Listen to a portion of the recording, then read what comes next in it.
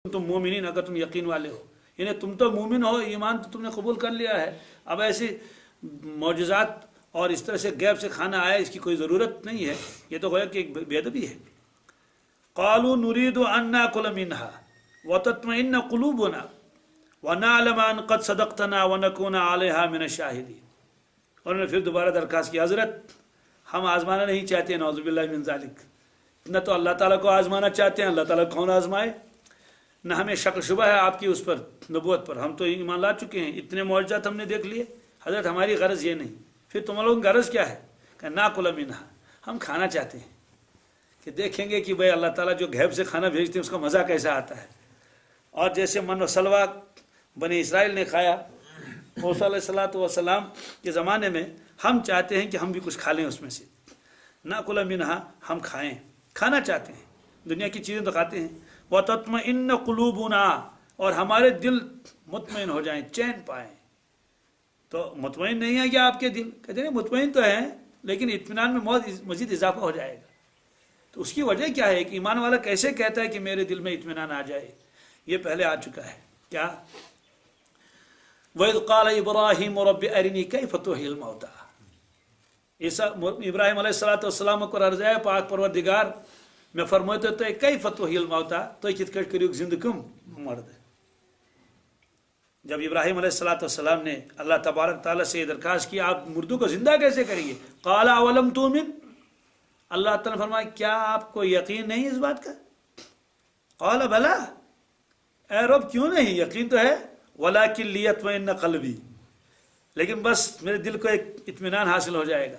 इत्मीनान क्या मतलब है? यकीन नहीं है क्या वो जिंदा करेगा मुर्दों को? बिल्कुल यकीन है, लेकिन मैं देखना चाहता हूँ वो जिंदा होंगे कैसे, उसकी कैफियत क्या होगी। आपने फरमाया ठीक है, 4 परिंदों को लाओ और उनको इस तरह से ज़बह कर लो और उनके सर अलग कर दो और उनके वो कर लो, कुटाई करके, है ना, उनके गोश्त को कबाब बना लो। तिम चेटुक पत्थर पेट पहाड़ पेट सुम्मा जल अला कुल्ली जबल मिन्हुन जुज़ान, एक एक जुज रख दो हर पहाड़ पर। 4 पहाड़ करीब में थे। सुम्मा दुहुन्ना, फिर उनको बुलाओ, आवाज लगाओ, याती ने का साया, वो दौड़ के आएंगे आपके पास। तो इब्राहिम अलैहिस्सलाम के बारे में नौजुबिल्लाहि मिन ज़ालिक किसी को शक शुबा भी नहीं हो सकता, कैसे खलीलुल्लाह। लेकिन उन्होंने कहा कि मैं वो कैफियत देखना चाहता हूँ, यानी इल्मुल यकीन तो मुझे है, आइनुल यकीन चाहिए। क्या चाहिए? इसीलिए यकीन के दर्जात किए हैं शारिहीन ने। तीनों यकीनों का तज़किरा कुरान पाक में है, इल्मुल यकीन, आइनुल यकीन, हक़्क़ुल यकीन, कुरान पाक में है जगह जगह। अलहाकुमुत तकासुर में 2 है, कल्ला सौफ तअलमून सुम्मा कल्ला सौफ तअलमून कल्ला लौ तअलमून इल्मुल यकीन। इल्मुल यकीन का मतलब यह है, एक आदमी को यकीन है एक चीज के होने पर, पूरा यकीन है, लेकिन उसके पास जरिया क्या है? उसका सिर्फ इल्म। क्या? जैसे दरियाई दजला हम लोगों ने नहीं देखा, लेकिन यकीन है। हमारे पास क्या जरिया है? सिर्फ इल्म। जिस शख्स ने अरफात का मैदान नहीं देखा, लेकिन यकीन बहुत है, फिर क्या चीज़ उसके पास है? लोगों की खबरें, लोगों ने बताया कि भाई अरफात है, रात है अरफात इस तरह से। तो यह है, ये इसको कहलाता है इल्मुल यकीन। इसके बाद आता है दूसरा आइनुल यकीन। आइन के माने आँख, यानी पहले तो किसी चीज़ को मानते थे इल्म की बुनियाद पर, अब उसी चीज़ को मान रहे हैं, यकीन में और इजाफा होगा देखने की बुनियाद पर। जैसे किसी आदमी ने सुना था फलां जगह मस्जिद शरीफ है, मशहूर था, यकीन था, लेकिन देखा नहीं। एक आदमी ने कहा कि दिल्ली की जामा मस्जिद बहुत बड़ी है, देखी कभी भी नहीं, लेकिन यकीन था। फिर जाके जब देख लिया तो यकीन में इजाफा इस एतबार से हुआ, पहले तो इल्मुल यकीन था, अब तो आइनुल यकीन हो गया। तीसरा दर्जा था हक़्क़ुल यकीन का। किसका? हक़्क़ुल यकीन का दर्जा बहुत ऊंचा दर्जा है। हक़्क़ुल यकीन उसको कहते हैं जिसमें शक शुबा तो क्या रहेगा, वो तो इल्मुल यकीन में भी नहीं रहना चाहिए, वरना उसको यकीन कहेंगे कैसे? वरना उसको तरद्दुद कहेंगे। क्या कहेंगे? तरद्दुद कहेंगे, शक कहेंगे। ज़ालिकल किताब ला रैब फ़ीह, यह ऐसी किताब है इसमें शक की भी कोई गुंजाइश, यकीन तो करना ज़रूरी है। तो हक़्क़ुल यकीन की मिसाल दी है उलमा ने कि जब कोई शख्स किसी चीज़ के हकीकत से बाखबर हो जाए तो उसको हक़्क़ुल यकीन कहते हैं। तब मिसाल क्या गई? मस्जिद मुतलिक बूथ फलां जाए मस्जिद, ये गो इल्मुल यकीन, पता पढ़ नमाज दिस दक्षिण खोड़ नज़र, यह है आइनुल यकीन। लेकिन अभी मस्जिद की तफसीलात हमें मालूम नहीं कि इसकी बुनियाद कब डाली गई है?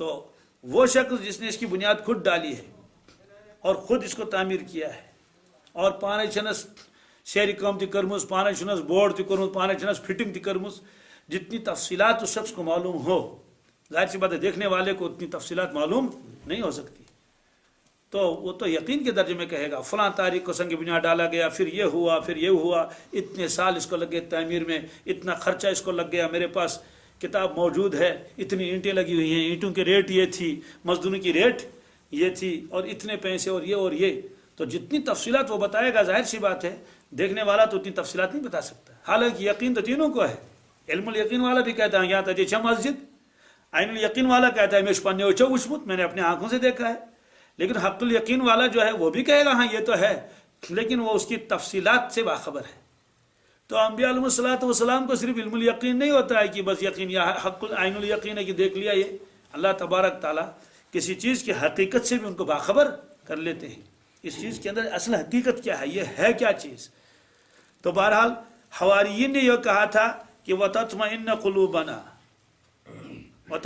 قُلُوبُنَا کہ ہمارے دل کیا ہو جائیں مطمئن ہو جائیں چین پائیں ہمارے دل یعنی مزید ہم کو اضافہ ہو جائے ہمارے یقین میں وَنَعْلَمَ أَن قَدْ صَدَقْتَنَا اور ہم یہ بھی جانیں ان قد صدقتنا آپ نے جو کچھ ہم سے فرمایا سب سچ ہے سب مطلب یہ ہے کہ اس کا ہم کو مشاہدہ ہو جائے وَنَكُونَ عَلَيْهَا مِنَ الشَّاهِدِينَ اور ہم وَنَكُونَ عَلَيْهَا مِنَ الشَّاهِدِينَ اور ہم اس پر گواہ بھی رہیں گواہ رہنے کا مطلب کیا ہے کہ ہم اپنے آنکھوں سے دیکھیں گے آسمان سے کھانا نازل ہوا اور ہم نے کھا لیا جو لوگ اس وقت موجود ہیں تو وہ تو دیکھ لیں گے کھا لیں گے لیکن ہمارے بعد میں جو لوگ آئیں گے جو لوگ تو ہم گواہی دیا کریں گے ہم ان سے کہیں گے کہ بھائی ہم نے تو خود دیکھا اپنے آنکھوں سے وہ تو اتر رہا تھا کھانا آسمان سے اور ہم نے اس سے کھا لیا بڑا مزہ تھا اس میں تفصیلات بتا دیں گے وہ تو اس سے کیا ہوگا اس سے یہ ہوگا کہ ہمارا ایمان مضبوط ہو جائے گا ہم گواہ بنیں گے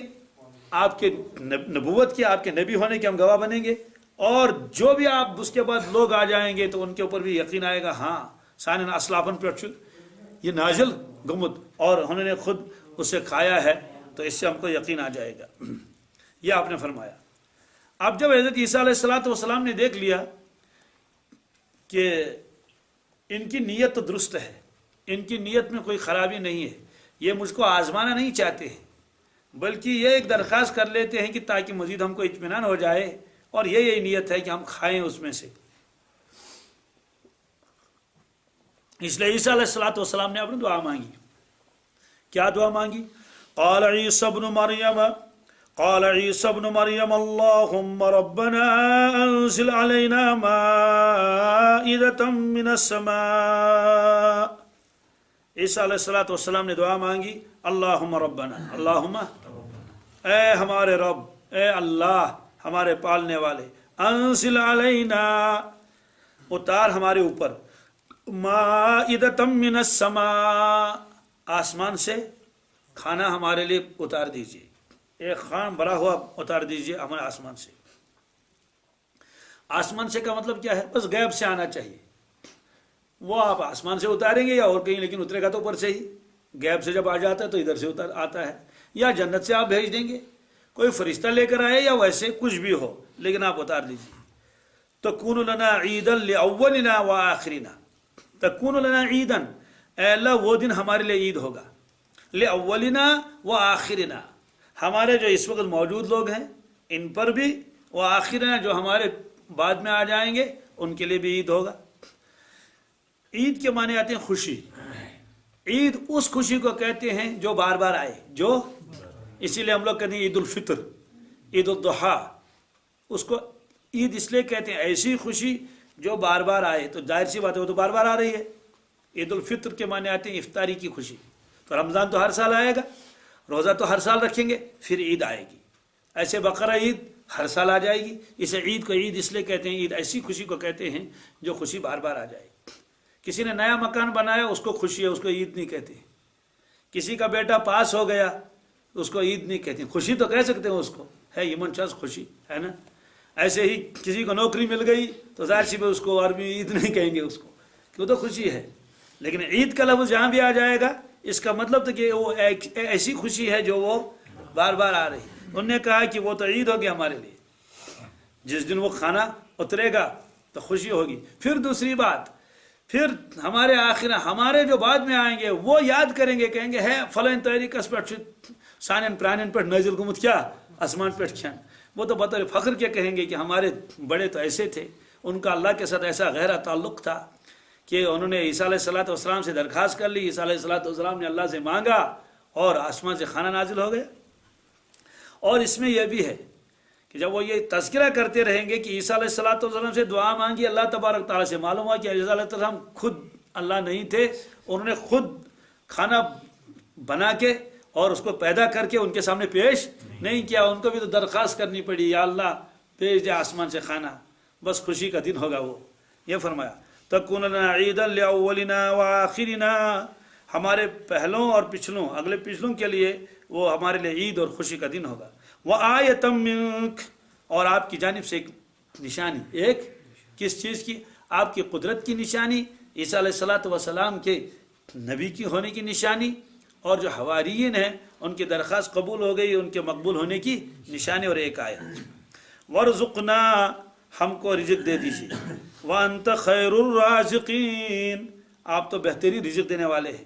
مطلب جس طرح سے آپ رزق دیتے ہیں زمین سے نکال کر اور اسباب کے تحت، ہم بغیر اسباب کے رزق مانگتے ہیں. بغیر اسباب کے، یہ تو بغیر اسباب کے ہی ہے، ورنہ تو رزق تو اللہ تعالیٰ ہی دیتا ہے نا. لیکن اس میں اسباب کا دخل ہے کہ کھیتی کر لو اور فلاں چیز کر لو اور گائے کو گھاس ڈال دو تب جا کے آپ کو دودھ ملے گا. یہ فرمایا کہ وارزقنا وانت خیر الرازقین. یہ دعا مانگی عیسیٰ علیہ السلام نے. جب یہ دیکھ لیا کہ یہ جو میرے حواریین ہیں ان کی نیت صحیح ہے، اب اللہ تبارک تعالیٰ جواب واپس فرماتے ہیں. قال اللہ انی منزلها علیکم، اللہ تبارک تعالیٰ نے فرمایا انی، بے شک میں، منزلها علیکم، میں اتاروں گا تمہارے اوپر وہ کھانا جس کی تم فرمائش کرتے ہو. لیکن سنو، فمن یکفر بعد منکم، اس کھانے کے نازل ہونے کے بعد جو تم میں سے ناشکری کرے گا، کیا کرے گا؟ فإنی اعذبہ عذابا لا اعذبہ احدا من العالمین، تو میں اس کو ایسا عذاب کروں گا لا اعذبہ احدا من العالمین، پورے تمام عالمین میں سے میں نے ایسا عذاب کسی پر نہیں کیا ہوگا جیسا اس پر کروں گا. یعنی زبردست عذاب کر لوں گا اگر اس کے بعد ناشکری ہو گئی. تو اب بعض حضرات فرماتے ہیں جب اللہ تعالیٰ نے فرمایا ٹھیک ہے میں یہ کر لیتا ہوں، اس لیے سارے گھبرا گئے. حواری نے کہا ہتاس آج چھنتل ضرورت کہ ہتاس معافی منگو تو آج چھن ضرورت کی اس کھمو بھلائی میں کیا یہ زمین مز کھش آلو کنڈ وغیرہ، تو بھائی ہمیں اس کی ضرورت نہیں ہے.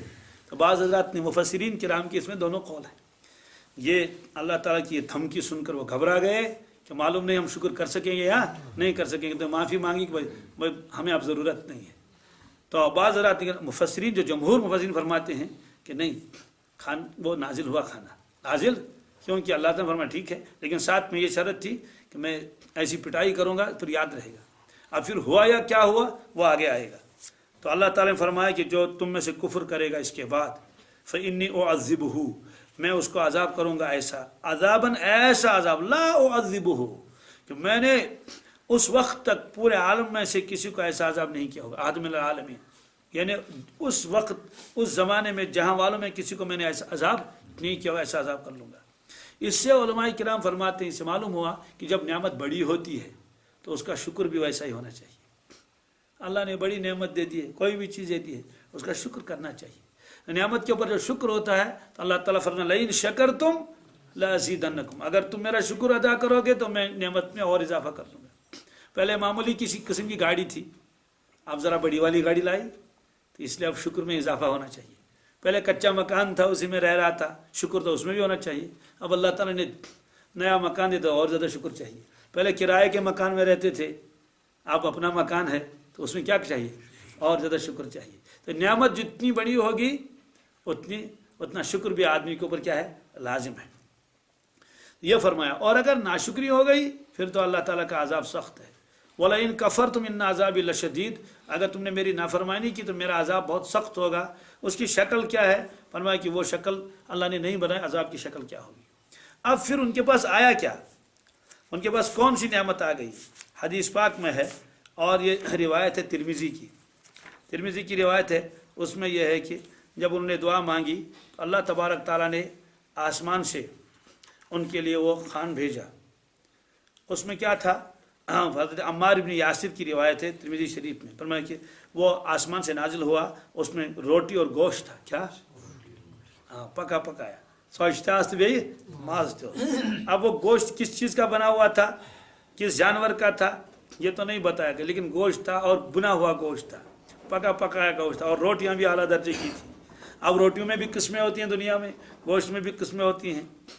اب جب یہ ایک ہی مرتبہ نازل نہیں ہوا، کہتے ہیں کہ یہ لگاتار نازل ہوتا رہا اور اس کو کھاتے رہے، لیکن 2 شرطیں تھیں اس میں. کیا؟ خیانت نہیں کرو گے. سوال خیانت کا کیا مطلب ہے؟ اگلے دن کے لیے اٹھا کے نہیں رکھو گے، اگلے دن کے لیے اٹھا کے نہیں رکھو گے، بلکہ جتنا کھاؤ بس ہاتھ اٹھا لو، چھپا کر بھی نہیں رکھو گے، ذخیرہ نہیں کرو گے. یہ تھا. تو بہت وقت تک وہ اس پر چلتے رہے، ذخیرہ نہیں کیا، اٹھا کے نہیں رکھا. اس کے بعد جو ہے بعض لوگوں نے اس کو اٹھا کے رکھنا شروع کر دیا، کہتے ہیں کہ وہ کہتے ہیں تمساتی صبح بیاگ یہاں تھا تو اصل یہ تھا وہ پات کو موجود. اس کے بعد جب دیکھا تو جو اس کے بعد انہیں رکھا ہوا تھا وہ تو سڑ گیا. اسی لیے ایک حدیث پاک میں ہے اگر بنی اسرائیل گوشت کو اٹھا کے نہ رکھتے تو دنیا میں گوشت سڑتا نہیں. اور یہ ان کے بارے میں بھی ہے جو من و سلوا کو اٹھا کے رکھ دیے تھے، ان کے لیے پابندی تھی. جب غیب سے کھانا آتا ہے تو پھر فریج میں رکھنے کی ضرورت ہی کیا ہے، نیا نیا پہنچے گا آپ کے پاس. پھر عذاب کیا ہوا؟ عذاب یہ ہوا کہ ان لوگوں کی شکل بدل دی گئی اور خنزیر اور بندر ان کو بنا دی گئی.